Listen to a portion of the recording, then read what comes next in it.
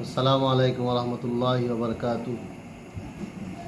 সম্মানিত দর্শক, আজকে আমি আপনাদের সামনে সূক্ষ্ম একটি মাসআলা নিয়ে আলোচনা করব।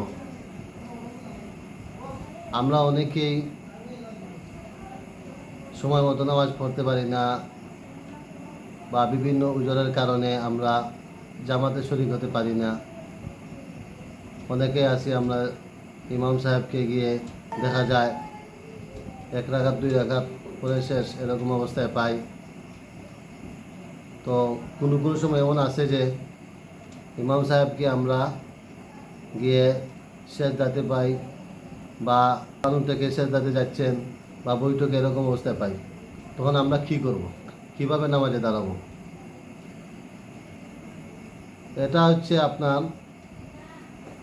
কেউ যদি ইমাম সাহেবকে গিয়ে সেজদাতে পায়, তখন তার উচিত হচ্ছে সে আল্লাহু আকবার বলে তাকবীরে তাহরিমা বের নামাজে প্রবেশ করবে, দাঁড়াবে এবং হাত পাতবে না।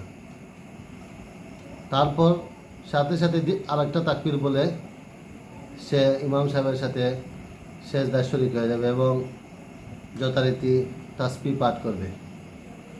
এরকমভাবে ইমাম সাহেবের সাথে পুরা নামাজ শেষ করে ইমাম সাহেব যখন সালাম ফিরাবেন, তখন তিনি দাঁড়িয়ে যাবেন। দাঁড়িয়ে তার 1 রাকাত নামাজ পড়বেন। যদি 1 রাকাত শরীক হন, তাহলে 1 রাকাত নামাজ পড়বেন, আর 2 রাকাত হলে 2 রাকাত পড়বেন। আর এই যে সেজদা, অতিরিক্ত 2টা বা 1টা সেজদা করলেন, এই সেজদার সওয়াব অবশ্যই পাবেন, কিন্তু রাকাত ওনার হবে না। রাকাত হতে হলে শর্ত হলো রুকু পেতে হবে। রুকু না পেলে রাকাত পেলেন না। আশা করি আমরা মাসআলাটা বুঝতে পেরেছি। আল্লাহ পাক আমাদেরকে সুন্দরভাবে, সহিভাবে নামাজ আদায় করার তৌফিক দান করুন। ওয়া আখিরু দাওয়ানা আনিল হামদুলিল্লাহি রাব্বিল আলামিন।